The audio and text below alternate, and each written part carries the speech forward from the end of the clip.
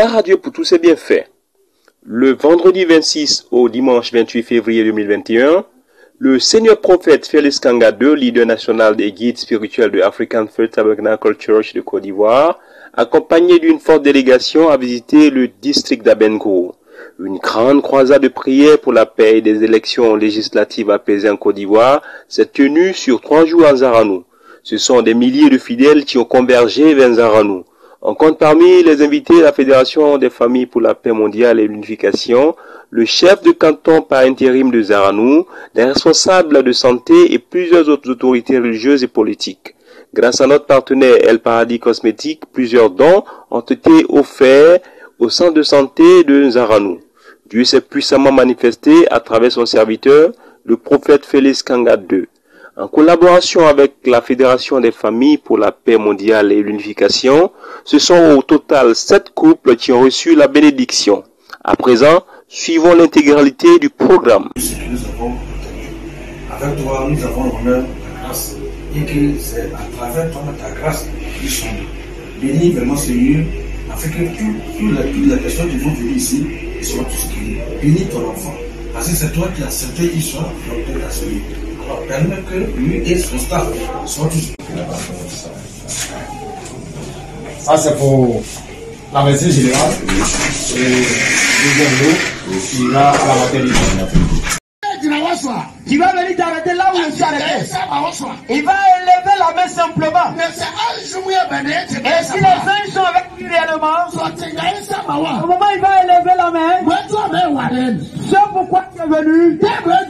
Au moment où tu vas arriver dans ton village, au moment où tu vas arriver dans ta maison, Dieu a des affaires de toi.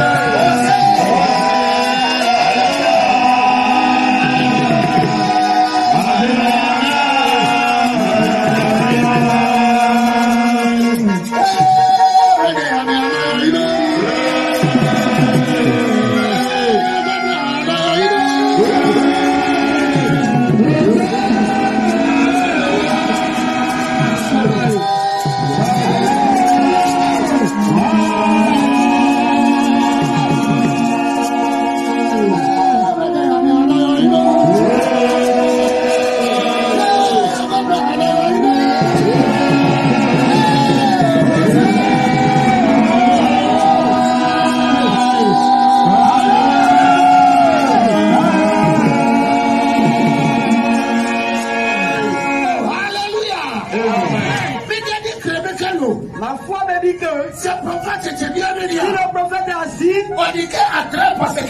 on doit avoir un miracle. Si le prophète est là, et si moi je crois en ce prophète, on doit avoir un miracle. Alors je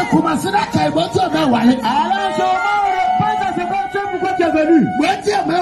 Commence à penser. Bien-aimé, réfléchis à ça. Remets-toi encore dans ce moment.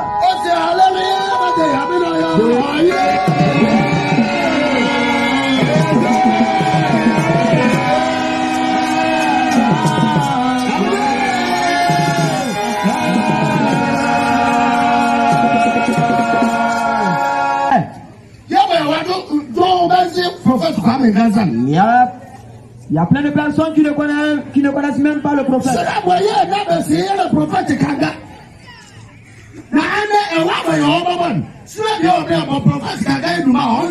a des gens qui ne connaissent même pas le prophète Kanga.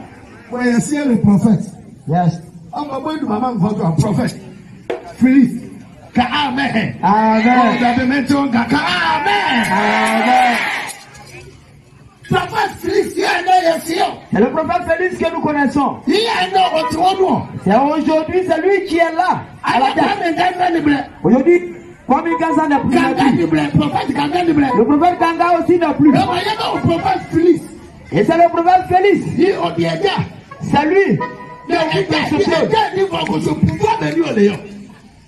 Et celui qui occupe ce trône là, quel pouvoir il a? Le pouvoir de Dieu, C'est quel pouvoir Dieu lui a donné. Mais c'est quel bien tu vas recevoir de soi. Il y a des gens qui sont en train de penser cela. Et le jour où Moïse est mort, il y a bien plus failli, il y a on ne va pas entrer vers nous. Non, on fait le Josué. Et Dieu a fait appel à Josué. Il dit, mets ta main sur l'homme de Dieu. C'est le frère Moïse. Et si je t'appelle Moïse, c'est Josué qui parle. Et s'il est bon, s'il n'est pas bon, c'est lui que j'ai choisi, c'est lui que j'ai désigné, c'est lui que j'ai choisi. Il a été établi roi. Si tu ne comprends pas, bien-aimé, tu ne sais pas ce que tu es en train de faire.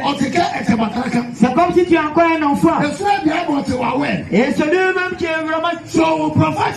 Si l'esprit est dans le cerveau, il voit le prophète David dans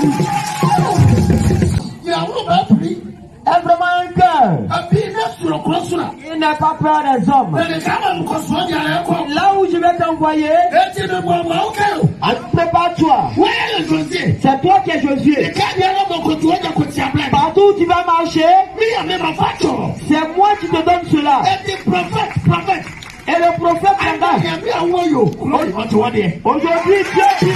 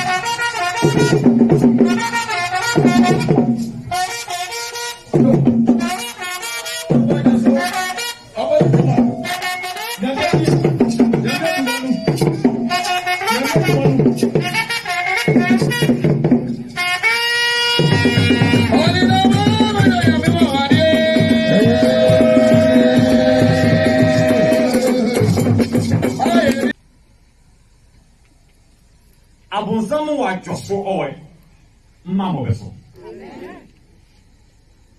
na revena eyu but abengo sa so this is the thing no after me one prophetic mami 11 na ahoma bale nyonka o turu wasa o abengo wasa mende bambo iti bana baspe mai. Comment me on est? Le verset 7. Ainsi parle le Seigneur l'Éternel. Cela n'arrivera pas. Hey, Africain fait de ma cela n'arrivera pas. Cela n'arrivera pas. Oh, Jesus Dimu. Et on va pas faire tout ça, on se voit nous à nous. On commence à les. On commence à les. Kami, kako on dit.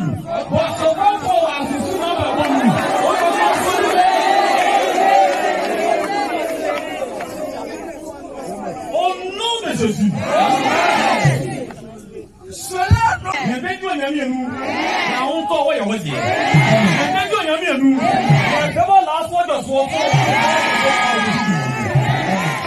Ésaïe 41. Ésaïe 41 verset 10. Ne crains rien, car je suis avec toi.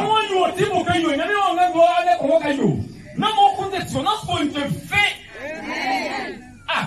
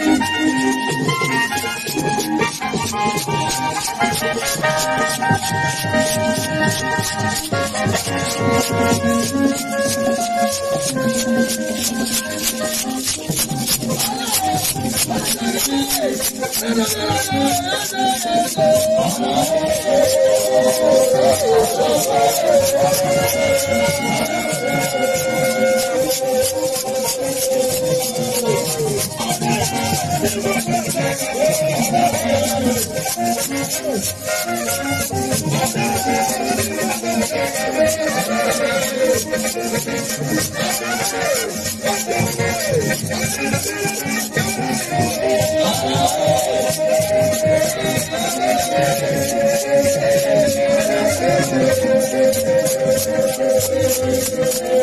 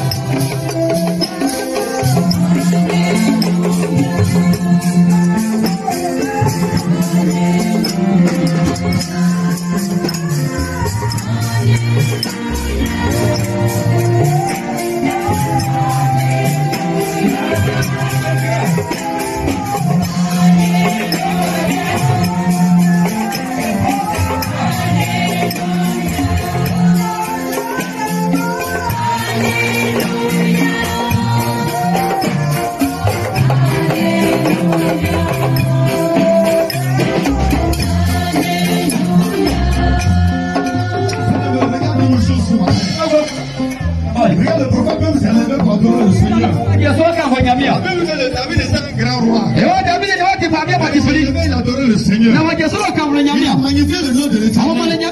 Il a dit au Seigneur qu'à part toi, il n'y a pas d'autre.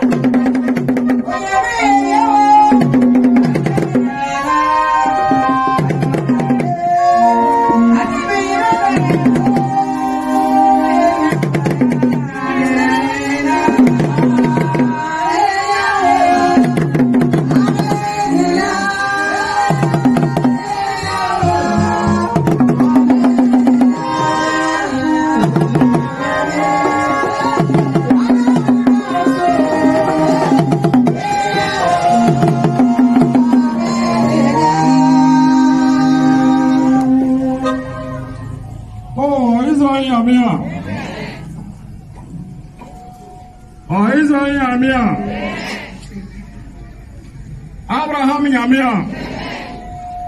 C'est Eli Yamia. C'est David Yamia. Yamia Jésus-Christ Yamia. Les Yamia prier. Madonna Seda. Abade Madonna Seda. Yamia Yebawase. Yeyiwaye. Kabukaye. Owanma siari enu. Mawajuane. Wati wale so. Wapa no fania. Yefi awuro. Yefi kuro. Yefi mama. Yawa. Menya biya kuriye. Asuna hawada.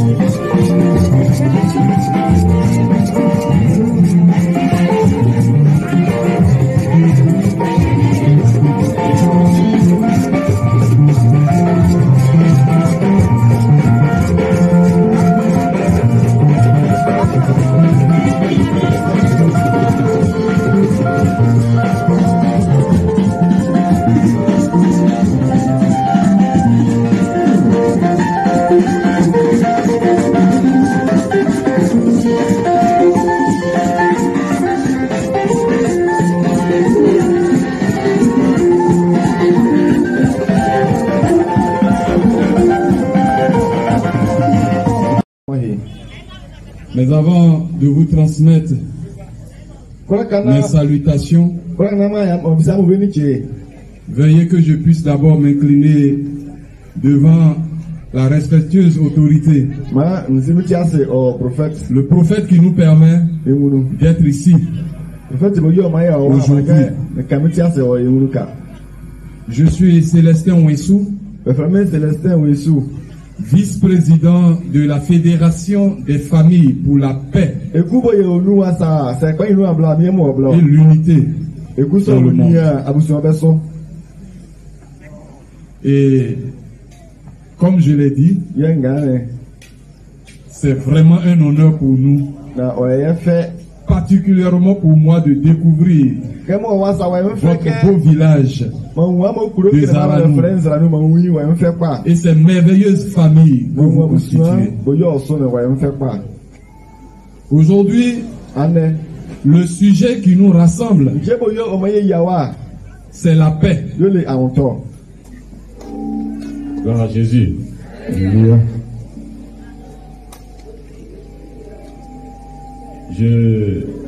Je souhaite d'abord adresser mes salutations les plus respectueuses aux hommes de Dieu qui sont parmi nous et aux servantes de Dieu aussi qui sont présentes ici. Je veux saluer la Fédération des familles pour la paix.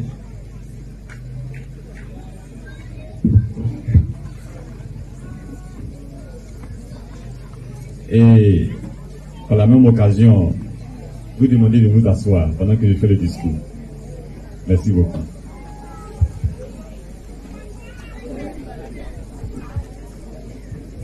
Je veux aussi saluer le chef du canton intérimaire avec sa délégation. Saluer tous les responsables d'église qui ont effectué le déplacement ici à Zaragou. Nos illustres invités. Je veux aussi vous saluer. Les responsables de santé. Nous étions avec vous la journée du samedi et vous êtes avec nous aujourd'hui. Je vous salue encore. Merci d'être là. Mesdames et messieurs, j'adresse à tous mes vœux les meilleurs pour cette année 2021, pour que le Seigneur puisse faire progresser l'humanité sur la voie de la fraternité, de la justice et de la paix entre les personnes, les communautés et les peuples. L'année 2020 a été marquée par la grande crise sanitaire de la COVID-19, qui est devenue un phénomène multisectoriel et global, qui a aggravé plusieurs crises, comme les crises alimentaires, économiques, migratoires, et provoquant de grands inconvénients et souffrances. Je pense surtout à ceux qui, dans ces moments difficiles-là, ont perdu des familles. Et à ceux aussi qui ont perdu leur travail, parce que ce n'était pas du tout facile. Ces événements et d'autres ont marqué le chemin de l'humanité l'année passée, nous enseignant qu'il est important de prendre soin les uns des autres et aussi de la création que Dieu a construite pour une société fondée sur des relations de fraternité et d'amour. C'est pourquoi nous devons éliminer la culture de l'indifférence, du rejet et de l'affrontement. Dans la Bible, dans le livre de Genèse, Dieu nous dit que dès le début, l'importance du soin ou du fait de garder dans le projet de Dieu pour l'humanité, mettant en lumière la relation entre l'homme, qui est Adam, et la terre, Adama, et aussi entre les frères.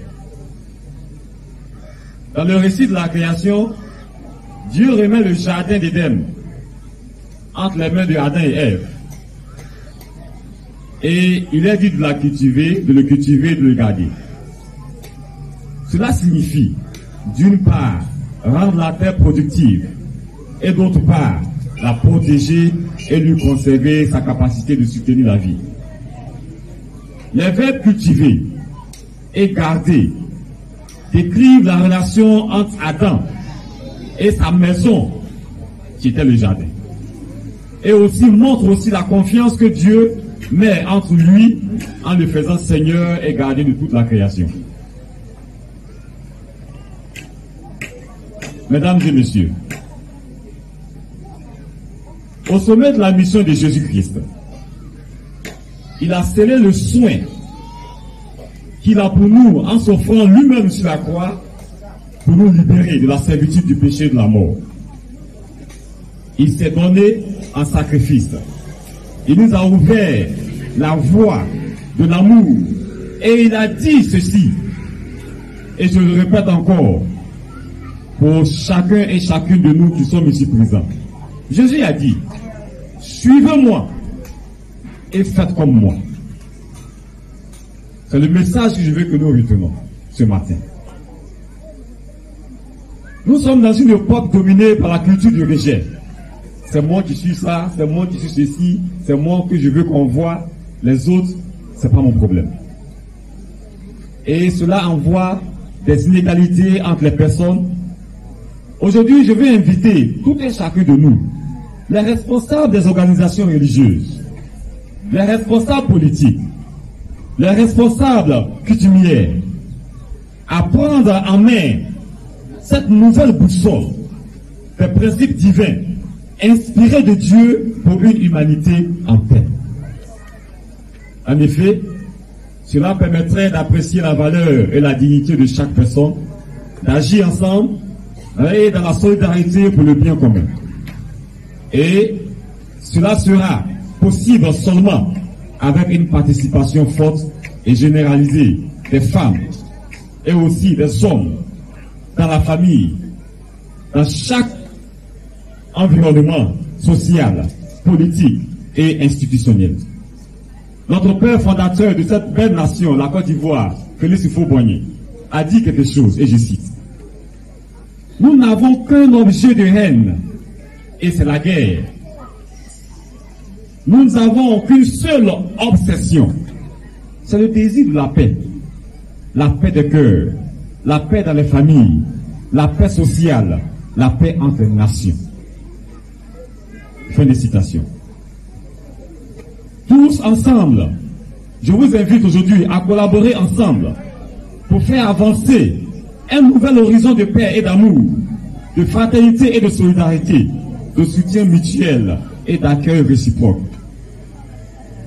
Ne cédons pas à la tentation de nous désintéresser des autres, spécialement des plus faibles, et ne nous habituons pas à détourner nos regards, mais engageons-nous chaque jour concrètement pour former une communauté composée de frères qui s'accueillent réciproquement en prenant soin les uns des autres.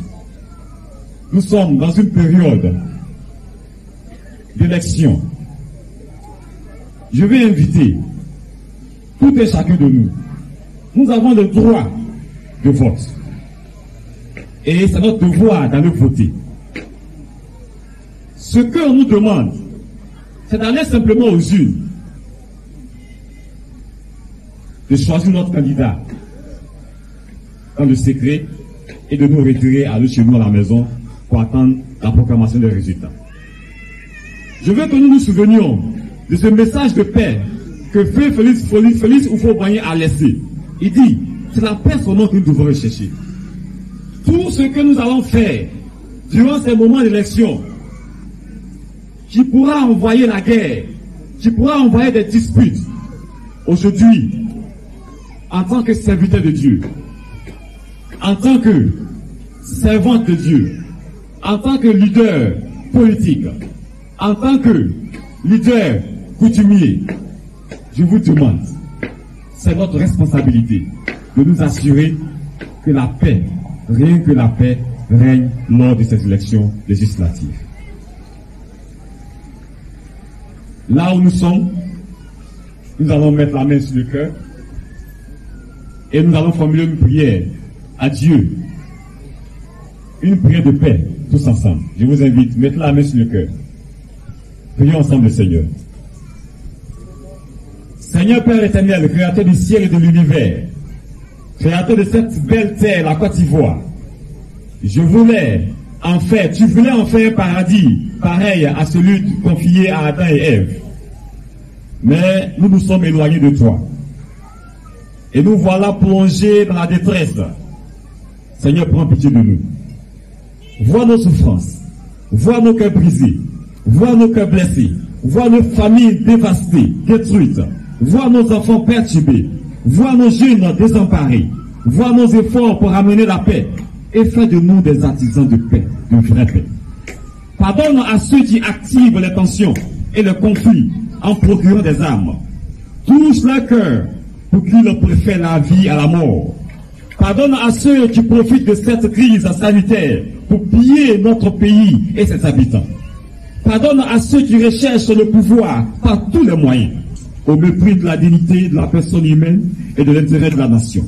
Donne-nous des responsables politiques pénétrés de l'Esprit Saint, afin de mieux nous guider. Touche le cœur de tous et de chacun. Révèle à tous ton esprit, et qu'ils acceptent de mettre fin à la misère et à la souffrance de leurs frères et sœurs. Suscite des hommes et des femmes pleins d'amour, de justice et de vérité. Père, on veut ces hommes-là, capables de conduire ton peuple vers son épanouissement total avec courage, désintéressement, générosité et sagesse. Père éternel, bénis et protège tous les habitants de ce pays. Bénis et protège tous les habitants de la région d'Abengu. Bénis et protège tous les habitants de ce village Zaranou. Révèle-nous ton amour et ta vérité. Donne-nous la sérénité du cœur. Donne-nous ta paix. Laisse-nous ta paix. Donne-la nous, pas comme le monde la donne, afin que notre cœur ne se trouve point et ne s'alarme point. Nous te supplions, ô Père, au nom de notre Seigneur Jésus-Christ, Prince de la paix, qui vit et règne avec toi dans l'unité du Saint-Esprit pour des siècles et des siècles. Amen. Amen. Une dernière fois, Amen. Je vous remercie.